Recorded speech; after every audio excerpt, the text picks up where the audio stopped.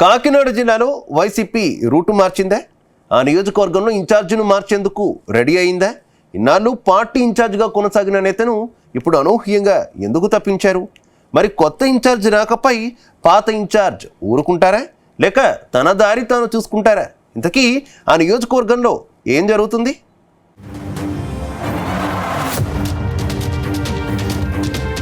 గతేడాది జరిగిన అసెంబ్లీ ఎన్నికల్లో కాకినాడ జిల్లాలో వైసీపీ పూర్తిగా తుడిచిపెట్టుకుపోయింది.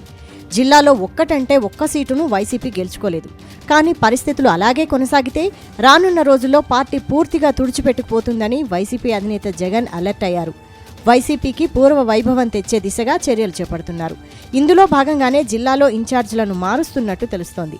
ఇక కాకినాడ జిల్లాకు చెందిన మాజీ మంత్రి, వైసీపీ కాకినాడ జిల్లా అధ్యక్షుడు కురసాల కన్నబాబును ఉత్తరాంధ్ర జిల్లాల కోఆర్డినేటర్గా నియమించారు.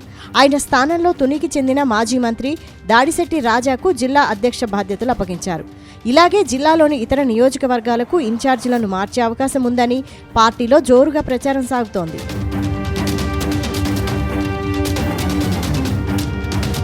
ప్రస్తుతం కాకినాడ జిల్లా జగ్గంపేటలో ఫ్యాన్ పార్టీ పరిస్థితి మరింత అధ్వానంగా తయారైంది. ప్రస్తుత ఇన్ఛార్జ్ తోట నరసింహం గత ఎన్నికల్లో ఓటమి చెందిన తర్వాత నియోజకవర్గానికి ముఖం చాటేశారు. ఆరోగ్య పరిస్థితుల దృష్ట్యా నియోజకవర్గంలో తిరగలేకపోతున్నానని పార్టీ అధినేత దగ్గర చెప్పుకుంటున్నారట. దాంతో జగ్గంపేటలో వైసీపీకి యాక్టివ్గా పనిచేసే లీడర్ లేకుండా పోయారట. అయితే జగ్గంపేటలో తోట నరసింహంను నమ్ముకొని లాభం లేదని జగన్ భావిస్తున్నారట. వాస్తవానికి తోట నరసింహం వైసీపీకి వీర విధేయుడు ఏం కాదు. ఆయన గతంలో తెలుగుదేశం పార్టీలోనూ పనిచేశారు. ఆయనకు తరచూ పార్టీలు మారే వ్యక్తిగా ముద్ర ఉంది. గతంలో కాంగ్రెస్, టీడీపీ, వైసీపీ ఇలా అనేక పార్టీలు మారుతూ వచ్చారు. మరోవైపు జగ్గంపేటలో ఎమ్మెల్యే జ్యోతుల నెహ్రూ, ఆయన తనయుడు నవీన్ స్పీడును తోట నరసింహం తట్టుకోలేకపోతున్నారు. అందుకే ఆయన స్థానంలో మరో నేతకు అవకాశం ఇవ్వాలని లెక్కలు వేసుకుంటున్నట్టు ప్రచారం సాగుతోంది.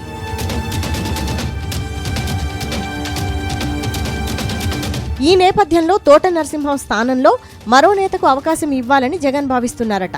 గతంలో 2019 నుంచి 24 వరకు వైసీపీ జగ్గంపేట ఎమ్మెల్యేగా పనిచేసిన జ్యోతుల చంటిబాబును తిరిగి ఇక్కడ ఇన్ఛార్జిగా నియమించాలని అధిష్టానం నిర్ణయించినట్లు సమాచారం.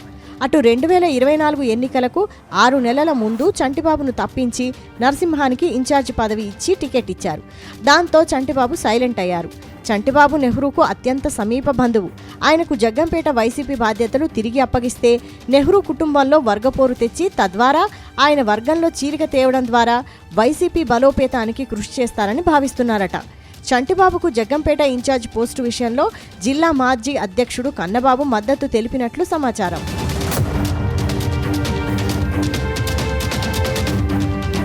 మొత్తం మీద జగ్గంపేటలో కొత్త ఇన్ఛార్జ్ నియామకంపై తోట నరసింహం ఎలా స్పందిస్తారు అనేది తెలియాల్సి ఉంది.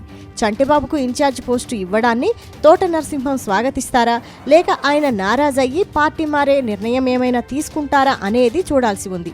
మొత్తంగా జగ్గంపేటలో వైసీపీ కొత్త సమీకరణలకు తెరతీయడం ఆ పార్టీ నేతలను ఉక్కిరిబిక్కిరి చేస్తోందని పార్టీ నేతలు చెవులు కొరుక్కుంటున్నారట.